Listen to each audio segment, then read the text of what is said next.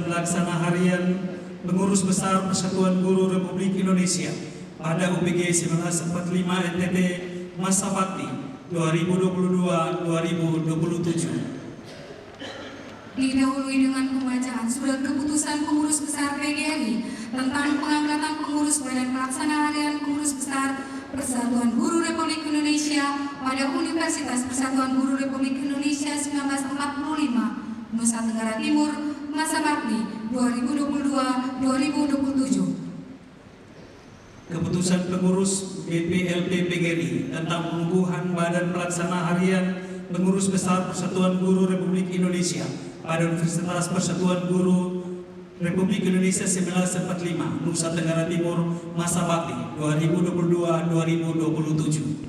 Kepada Bapak Wakil Rektor 1, Bapak Muli Jonathan Riuka USP MSI, disilakan. Keputusan Pengurus Besar Persatuan Guru Republik Indonesia nomor 57/PB/22/2022 tentang pengangkatan kepengurusan Badan Pelaksana Harian Pengurus Besar Persatuan Guru Republik Indonesia pada Universitas Persatuan Guru 1945 NTT masa bakti 2022-2027. Dengan rahmat Tuhan Yang Maha Esa, Pengurus Besar Persatuan Guru Republik Indonesia menimbang A dan seterusnya, mengingat satu dan seterusnya, memperhatikan rapat pleno Pengurus Besar PGRI tanggal 12 Mei 2022 memutuskan menetapkan keputusan Pengurus Besar Persatuan Guru Republik Indonesia tentang pengangkatan kepengurusan Badan Pelaksana Harian Pengurus Besar Persatuan Guru Republik Indonesia pada Universitas Persatuan Guru 1945 NTT masa bakti 2022-2027. Menetapkan: pertama, memberhentikan dengan hormat pengurus Badan Pelaksana Harian Pengurus Besar Persatuan Guru Republik Indonesia BPH PB PGRI pada Universitas Persatuan Guru UPG 1945 NTT masa bakti 2017-2022 dengan ucapan terima kasih atas jasa-jasa dan pengabdiannya. Kedua, mengangkat pengurus BPH PB PGRI pada UPG 1945 NTT masa bakti 2022-2027 sebagaimana lampiran yang menjadi bagian tidak terpisahkan dalam keputusan ini.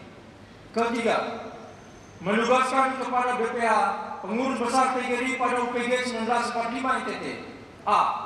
Melaksanakan pembinaan, pengelolaan, dan pengembangan UPG 45 NTT dengan berpedoman pada peraturan perundang-undangan dan ketentuan organisasi PGRI yang berlaku. B. Melaksanakan tanggung jawab pemenuhan, pembinaan, dan pengelolaan di bidang non-akademik yang meliputi sumber daya manusia, keuangan, dan sarana prasarana pada UPG 1945 NTT. C.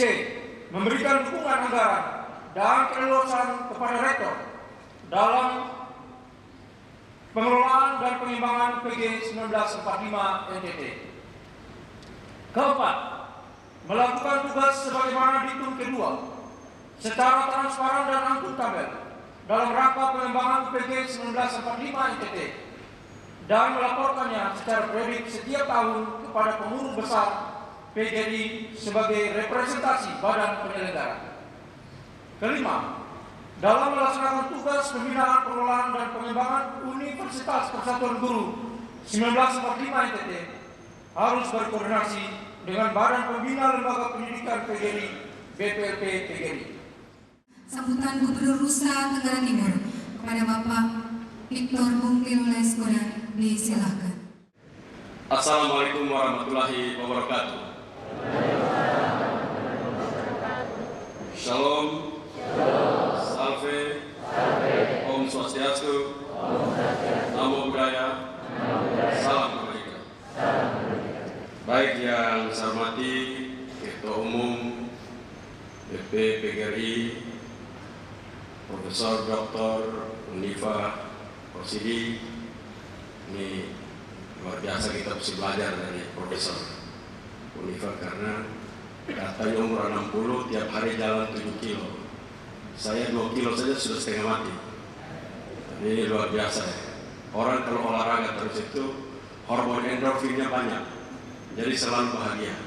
Yang tidak olahraga itu kurang endorfin, makanya mukanya cemberut terus.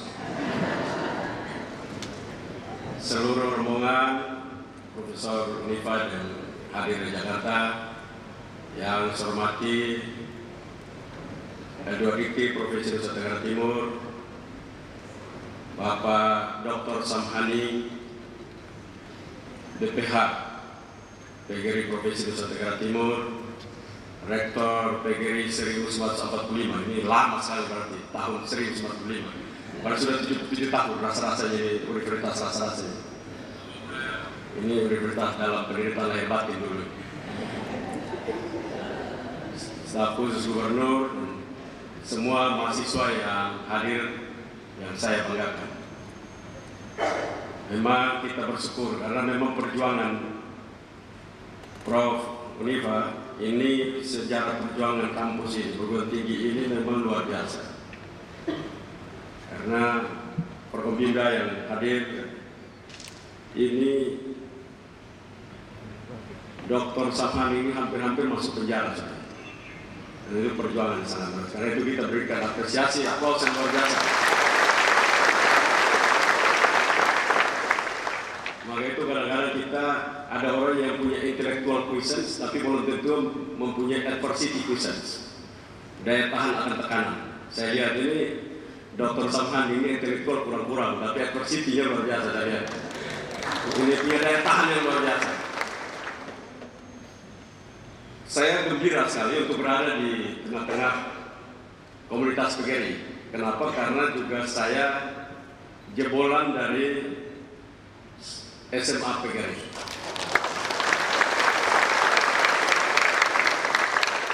Kami juga teman di SMA PGRI. Dia terlambat 1 tahun karena tidak naik kelas saja. Ya kami juga sama-sama kalau sekolah itu paling di bawah loh pasti. Karena itu saya sangat gembira dalam kalangan sebuah organisasi yang melahirkan banyak guru dan akhirnya juga mengajarkan Indonesia sebagai amanat pembukaan konstitusi kita untuk mencerdaskan kehidupan bangsa. Saya beberapa kali bertemu, dan termasuk diri saya kalau pergi Jakarta dari Kupang, pertama kali merantau, saya bertemu dengan anak-anak dari Pulau Jawa. Lalu kalau hitung matematikanya itu mereka cepat sekali. 1 baris langsung ada hasilnya. Saya bilang salah itu. Hasilnya betul, tapi caranya salah. Kenapa? Kalau kami di Kupang itu 2 papan tulis dihapus baru dapat hasilnya.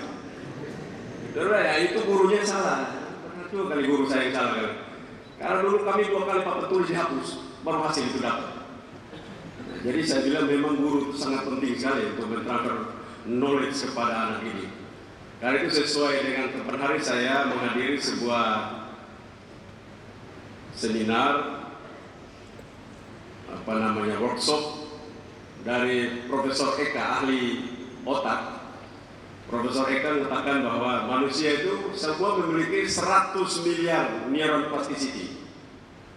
Sama juga dalam bukunya Profesor Pendidikan Joe Boller, kalau kita baca dalam buku Limitless Mind, dia jelaskan bahwa guru itu tidak boleh bilang muridnya kurang pintar, itu guru yang bodoh. Karena guru yang baik, seluruh muridnya pasti pintar. Dia sangat menentang ada anggapan profesor yang menyatakan kamu tidak mungkin bisa matematika, kamu cari yang lain saja, karena otak kamu khusus bukan untuk matematika. Dan Profesor Joe Boller sebagai profesor pendidikan, dia mampu membuat sebuah terobosan dan dia membuat setiap manusia, setiap anak punya kemampuan matematika yang baik. Caranya saja yang berbeda. Nah itu tadi. Kenapa kita orang itu kadang-kadang matematika sudah karena 5 papan tulis dihapus itu. Kita sudah lihat 2 kali dihapus, kita sudah capek. Tapi ada orang yang dengan permainan menarik, mereka suka. Karena setiap rangsangan dalam sel saraf manusia itu sangat berbeda-beda, tergantung gurunya canggih atau tidak. Karena itu saya bersyukur untuk berdiri di sini di depan para pendidik. Kita perlu untuk segera mencari ataupun membuat desain dan model agar transfer knowledge dan karakter kepada setiap manusia itu dapat punya kualitas transfer dan pengetahuan yang baik. Dan ini catatan dari saya. Karena itu saya bilang Nusa Tenggara Timur itu bodoh bukan karena sekolah formalnya itu anak-anak kami bodoh, cuma karena yang transfersnya itu tidak punya kualifikasi yang cukup. Contoh, tenunan yang saya pakai ini dikerjakan oleh perempuan-perempuan Timur tanpa mempunyai pola yang sangat konkret di depan matanya. Pola yang ada, pola di dalam imajinasinya. Dan setiap perempuan Timur yang mengenal pola ini, dia akan buat di tempat dimanapun dia berada. Dan begitu dipertemukan bentuknya sama dengan pola seperti itu, sama pola itu dalam imajinasi mereka. Menunjukkan kecerdasan perempuan Timur yang sangat luar biasa.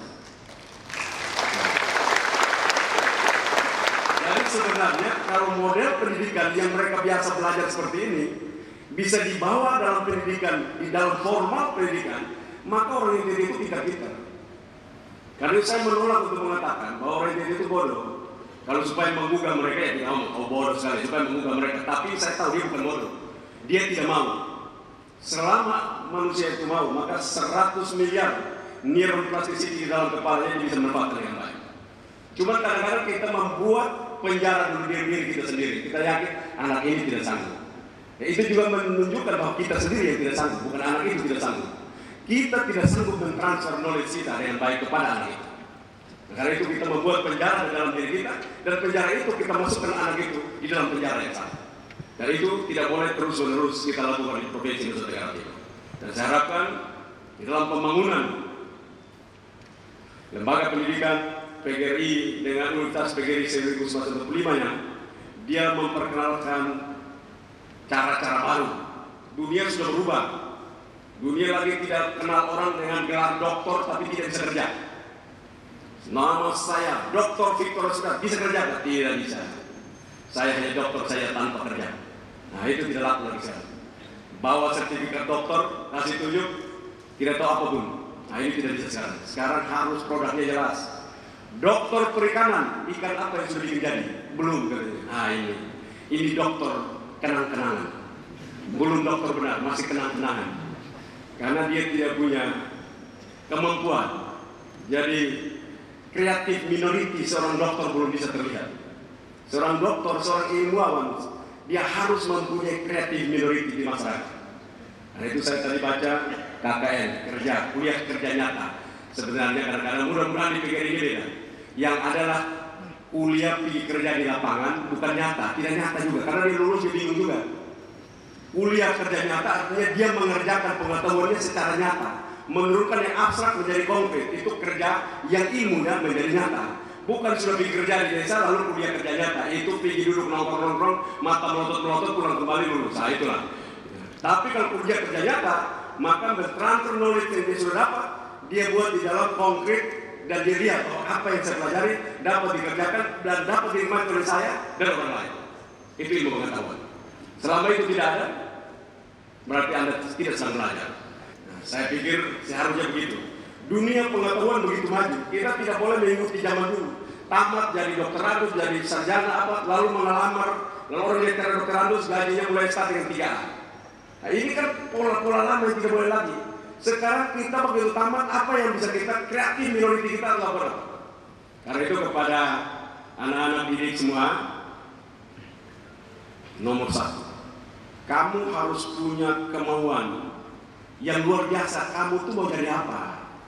Kalau sudah kuliah itu kan namanya mahasiswa. Kalau siswa boleh kita ajar. Sudah maha itu partner itu. Jangan mahasiswa tapi bodoh seperti masih SD. Mahasiswa dia partner dengan dosennya, melahirkan pengetahuan bersama. Karena maha dia. Ya jangan lagi. Karena mahasiswa dia berusaha bahkan bersaing ketat dengan dosen. Karena dia mahasiswa. Yang ngajar mahasiswa harus siap luar biasa. Dunia begitu maju, kita masih ngajar 1 tambah 1 2. Kenapa 2? Begitu, itu ilmu pasti. Loh, kenapa dia pasti? Jangan tanya. Sudah begitu. Kan bahaya kita anak didik anak begitu. Tapi kalau dasarnya otaknya baik, pemahaman baik, 2, karena itu datang dari ilmu ukur sudut, epistemologinya ilmu ukur sudut. Maka 1 sudut ditambah 1 sudut cuma 2 sudut, tidak mungkin tidak sudut. Nah, itu berarti dokter paham, guru paham, bukan guru yang hanya dapat asal-asalan saja. Kita tanya, kenapa 3-3? Begitu sudah, jangan tanya. Kalau tanya lagi, ibu cuci sama nah, itu. Nah, ini dunia sudah begitu maju. Provinsi ini kaya sekali. Kita punya laut yang begitu luar biasa. Kita punya dokter perikanan banyak sekali di provinsi ini. Tapi budidaya ikannya tidak ada. Tidak ada budidaya ikan. Bawa di sana lihat laut lari kemana? Kamu lari kenapa? Saya takut laut. Kamu kamar apa? Sarjana perikanan. Perikanan bagian apa? Perikanan bagian jaga rumah. Sama juga. Sama dokter apa? Dokter pertanian. Sudah tanam apa?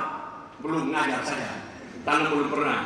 Jadi saya pikir kalau kampus, kalau ada yang mengajar pertanian, tanya dia sudah tanam berapa banyak.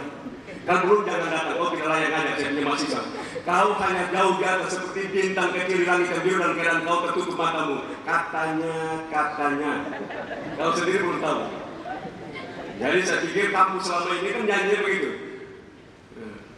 Jagung di NTT, tanaman yang luar biasa, katanya. Nah, itu makanya tidak ada. Peternakan Nusa Tenggara Timur luar biasa, katanya. Nah, jadi saya lagu mereka itu mestinya tidak berubah. Nasib kami tidak berubah. Kenapa? Katanya. Terus. Nah, itu bagus itu lagu nyanyi mulai begitu. Jadi tantangan kita itu begitu, karena kita pendekatan kita itu selalu business as usual, seperti biasa. Yang kemarin sudah begitu, ya tetap saja begitu. Kan tidak mungkin. Dunia begitu maju, kita tetap bertahan gitu. Kan tidak mungkin. Membawa sertifikat sebagai seorang sarjana, tapi dia tidak pernah punya kemampuan apa-apa pun. Itu bahaya sekali. Menjadi seorang dokter bahasa Inggris tidak bisa. Ya bunyi sedikit, kemudian orang tahu, ya lu udah molok, tapi lu juga molok juga bahasa Inggris sedikit. Orang bilang, ini keras betul, salah atau tidak tahu betul, sudah. Tidak, Ika, kalau bisa tidak bisa. Tamat dari dokter harus insinyur, master bahasa Inggris tidak bisa. Mau baca apa? Ini maksud saya, kampus berubah. Jadi anak-anak itu tidak boleh terlambat dengan program Menteri Pendidikan seperti saat ini. Maka kampus di dalam kelas itu mulai didorong keluar, belajar pengetahuan yang lain. Dengan belajar pengetahuan lain, mereka akan lebih cerdas daripada sebelumnya. Manusia itu begitu. Kalau pintarnya itu belajar tentang geologi, lalu tiba-tiba belajar tentang hukum, lalu menguasai dua pengetahuan ini, tanpa sadar neuron plasticity kita begitu bertambah, begitu kuatnya. Apa namanya itu? Yang menjaga saraf neuron itu, penjaganya itu makin besar. Nah, itu akan membuat pengetahuannya membuat sehingga ilmu-ilmu yang lain lebih gampang dipelajari. Biasa kalau manusia itu belajar ilmu pertama susah, kedua rada susah, ketiga mulai baik, keempat gampang, kelima baca buku yang lain kayaknya sama di analisisnya. Oh iyalah, ini cuma bedanya cuma ini aja sebenarnya. Karena kita udah langsung tahu. Nah, jadi saya harapkan mengapa saya suka sekali dengan terobosan Menteri Pak Nadiem, karena dia memberikan ruang untuk orang bisa keluar memperbesar neuron plasticity-nya. Dan itu akan membuat manusia-manusia lebih pintar di depan. Nah, karena itu universitas yang berjuang dalam badai dulunya ini, dia jangan sibuk dalam kenyamanan masa lalu, tapi harus bertumbuh masa depan. Saya pengen dengar seluruh tamatan PGRI berbahasa Inggris yang baik. Tapi asalnya dari timur, ya bahasa timur juga yang baik. Jangan bilang juga bahasa timurnya. Kamu dari mana? Anak Tuntapa. Tapi bahasa timur, Aika bisa, Pak.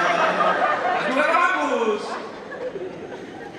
Jadi perkenalkan dirimu sebagai orang lokal dengan bahasa lokal yang tidak berubah, dengan kemampuan lokal yang hebat, bahasa Indonesia yang baik, dan bahasa internasional.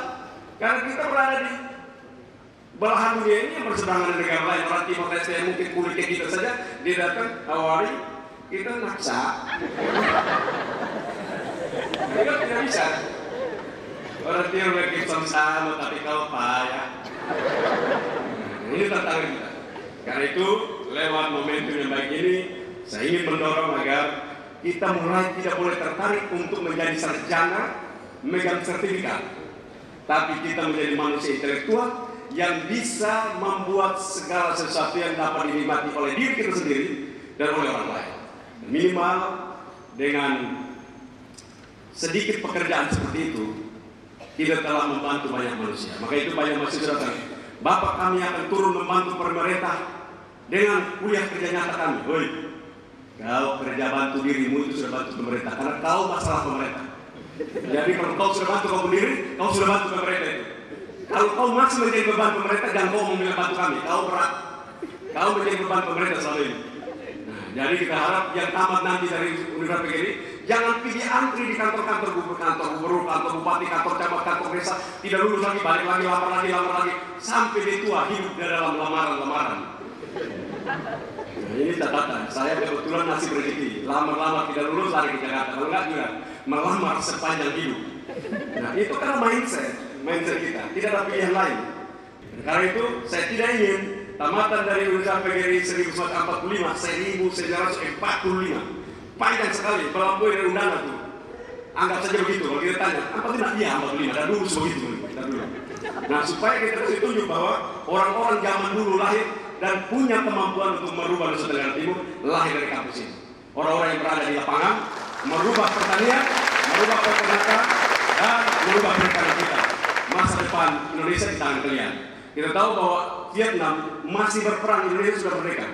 Vietnam. Tapi dia menjadi negara dengan budidaya lobster terbanyak di dunia. Penghasil budidaya lobster yang diekspor ke seluruh dunia. Dia perang, kita sudah merdeka. Tempatnya itu tidak beda jauh dengan Nusa Tenggara Timur, bahkan NTT lebih baik. Tapi NTT pakan lobster saja tidak mampu. Apa itu pakan lobster? Pakan lobster yaitu kerang. Budidaya kerang ini tidak sanggup untuk makan lobster. Jadi sekolah ini harus mulai budidaya kerang. Jangan ngomong banyak-banyak. Teori banyak ini tidak jadi kita bikin bingung-bingung, kok mata melotot terlalu banyak. Udah ini aja dulu. Coba bawa pikir-pikir budidaya kerang. Saya mau lihat Pak Sam dengan rektor. Mulai bawa anak budidaya kerang dulu. Latih mereka budidaya kerang. Kalau punya 5 juta kerang, maka kita punya lobster berpeluang hidup. Jadi jangan ngomong banyak dulu. Ngomong juga nggak ada gunanya. Sekolah-sekolah nggak ada guna. Pikir rugi orang tua aja. Saya kalau punya anak, saya bilang, kamu kuliah? Sudah punya uang? Sudah. Silakan kuliah. Karena saya di kau mahal, seperti kau cari uang saja bisa. Jangan kau mahasiswa, orang tua bertanggung. Lagi itu kau bodoh, mahasiswa bodoh. Nah karena itu, saya minta sekarang, bikin kerang. Buat pakan lobster. Kami pemerintah menyiapkan budidaya lobster, perguruan tinggi menyiapkan pakan lobster. 5 juta kerang, maka kita punya kemampuan untuk bisa ekspor lobster dari tempat ini. Nah, kita ngomong yang jelas-jelas saja. Jadi anak-anak yang tamat dari sini sudah mau tamat atau belum mau tamat, mau biaya kuliahnya sendiri, budidaya apa? Budidaya apa? Kerang. Nah, itu kerang itu apa? Jadi sampai kau punya kerang ini ikan dipilih lagi. Nah, jadi mulai budidaya kerang. Saya harapkan ini bisa dilakukan. Dan Nusa Tenggara Timur harus siapkan karena kita menuju dunia yang makin susah. Bapak Presiden selalu menyampaikan itu, dan dunia sekarang ada 40 negara failed state, negara gagal, sudah 40 negara gagal, menyatakan gagal. Gagal itu tidak bisa bayar utang, mereka tidak bisa lagi bayar utangnya. Mereka telah gagal. Dan kalau gagal, maka mereka akan menuju ke kondisi yang buruk adalah mereka gagal terhadap pangan mereka, gagal terhadap energi, bayar tidak mampu, bangun pun tidak mampu. Maka ini akan sangat bahaya di dunia. NTT calon juga. Walaupun negara Indonesia tidak masuk, belum tentu masuk dalam krisis, masih bertahan baik dengan dia punya inflasinya bertahan di 4, sekian. NTT hari ini sudah di 5, ini bahaya. Kalau kita inflasinya datang dari sayur, cabai, apalagi bawang putih, bawang merah, ini memalukan namanya. Ada perguruan tinggi kok bisa cabai, inflasi di Kota Kupang, bisa bawang inflasi. Kalau inflasinya gas, masuk akal loh. Tapi kalau inflasinya bawang, ini perguruan tinggi apa di sini bawang aja jadi sanggup. Nah ini loh tantangan kita. Nah itu saya harapkan dan mulai siapkan pangan kita yang baik. energi kita yang baik, karena ini provinsi yang hebat. Sekolahnya kalau bisa PGRI, pasang rektor. Sekolah di PGRI ini mulai energi baru terbarukan. Dunia sedang menuju ke situ dan kita memiliki kekayaan yang luar biasa. Angin kita punya, matahari iridiasi matahari terbaik di Indonesia ada di Pulau Sumber dan Pulau Timur, tidak di laut. Iridiasi matahari terbaik. Dua, kita punya arus laut, tidal energy. Scotland itu 60-70% pakai arus laut energinya. Arus laut. Kita punya arus laut yang luar biasa antara Flores Timur dan Adonara, antara Alor dan Pulau Timur, antara Alor dan Lembata itu tidal energy yang besar. Antara Semau, Timur dan Rote itu Puku Aku dengan tidal energy yang luar biasa. Jadi kalau bisa, tolong menuju pada, mumpung ada Profesor Univa di sini, tolong diarahkan kepada energi baru terbarukan yang akuntansi lah sudah istirahat sudah 2 orang 3 orang sudah cukup, banyak sekali Pulau Jawa datang, tapi kita punya yang ini tidak ada. Belajar tentang arus laut mengelola energi tidak ada, belajar tentang angin untuk energi tidak ada, matahari tidak ada. Di dunia ini baru dibuat oleh China 2,2 giga. Kita punya potensi di Pulau Sumber 10 giga. Kalau kita di 10 giga, maka kita mampu untuk mengejar China. Sekarang menyamakan China nggak mungkin, karena dia sedang membangun gurun gobi. Gurun gobi dirubah total menjadi energi baru terbarukan, khususnya tenaga surya. Karena itu ini pengetahuan kita. Saya harapkan cara berpikir mulai dirubah, mulai menuju ilmu-ilmu baru. Ilmu lama istirahatkan, ilmu baru masuk, supaya kita menghasilkan manusia-manusia hebat. Terima kasih, selamat buat semua. Semoga di dalam kesempatan pelantikan pengurus yang baru ini akan mendapat kesempatan yang baik. Salam. Wassalamualaikum warahmatullahi wabarakatuh. Om Santi Santi Santi Om. Namo Buddhaya. Salam kebajikan.